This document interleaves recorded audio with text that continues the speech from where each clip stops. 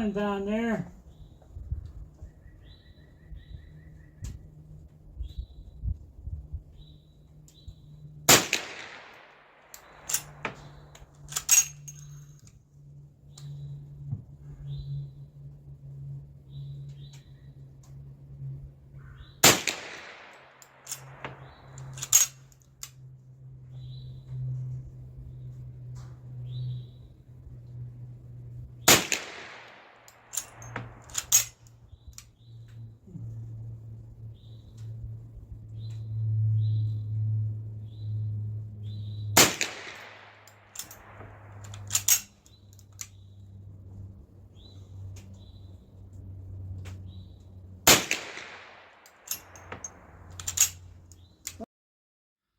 Hi, hey, welcome to my channel.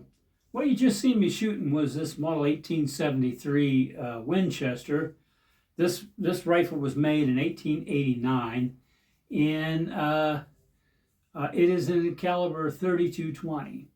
I guess over the years people kind of wondered what was the deal with the 32-20 caliber, and the best that I could do in research was just it was an all-around farm gun. So.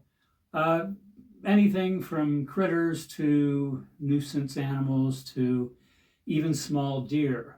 What made it so popular, the 32-20, was just the light recoil, just, shooting a 100-grain bullet, 90-grain, 100-grain bullet at a fairly decent speed for the time, and able to, take out, raccoons and possums and things of that nature around the farm.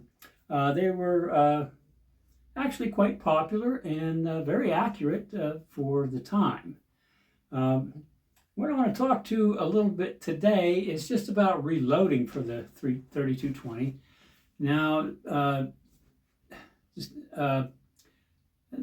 you can't really show any reloading on YouTube, and I'm not going to show any reloading. What I'm going to show you is the process to bell the brass casing. The casings on the 32-20 are very, very thin. It's almost like aluminum foil wrapped around a couple times.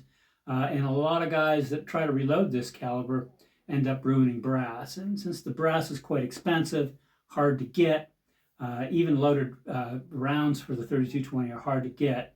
And even when you can get them, they can be quite expensive. And you can see them, they're right here. I have a couple of them. And these are the test ones that I use. But you can see these are dummy rounds. There's no powder. There's no primer. So these are inert. So over here you can see what I'm doing is I am using my RCBS Summit Press. And the Summit Press is unique in that the head comes down over top of the cartridge. And while it's doing that, it almost self-centers itself. So what you have when you're, these cases were already sized. So what you have then is the expander die, which is going to just slightly bell the mouth of the case. And this is where a lot of guys will run into trouble. As you can see with this, the way the press maneuvers, I think it's over here to my side, the way the press maneuvers its head, it almost centers it up and then drops it right in there. And I haven't really crushed any cases in that. It seems to work very well. And, I tried a couple of them, and you can see in the pictures here where, hey, it worked. You have to adjust your dies, but, it works. And then the next thing, I'm just going to do a bullet check and just making sure that the bullet will start in the brass. And that's going to be the big key. Making sure that you've belled the mouth wide enough that it'll accept the bullet, and then the next is going to be seating the bullet. Now, a lot of cases are damaged during this process. So what my recommendation would be, just seat the bullet to depth. You'll just want to, just keep adjusting your seating die down until. Don't worry about crimps, because that's where you run into trouble with these thin-walled cases, is where you start crimping them. So I just run it down till it's about halfway up the crimp groove. You can see that in the picture here. And then what I do is I use a factory leaf factory crimp die. And they're a lot more safer. And you can see in the pictures here, the bullet kind of goes up through the die, and it's a collet. So as it goes up through the die, rather than pushing the brass down and trying to force a rollover or a roll crimp, it squeezes the brass and puts like a factory crimp on there. And since these rounds were available in handgun, revolvers, and rifles, and then later on in bolt rifles, a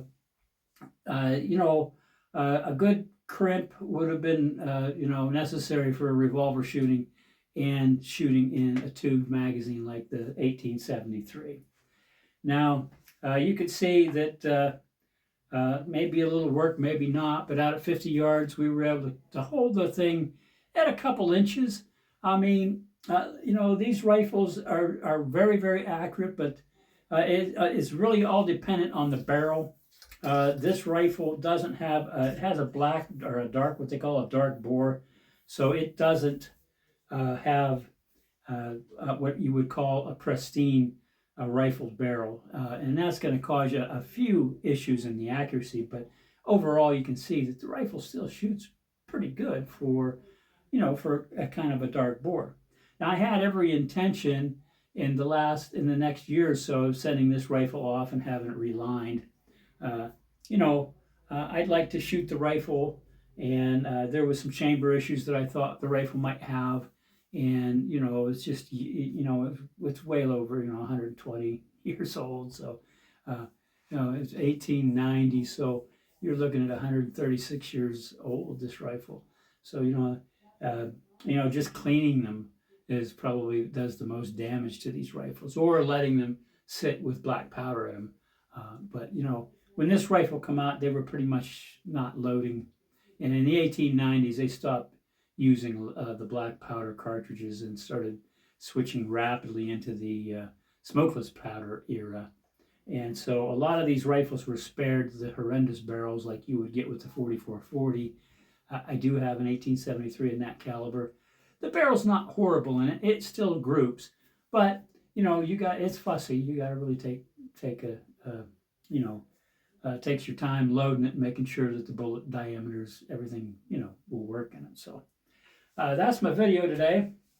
Hope you learned something on when you're loading for these old cartridges.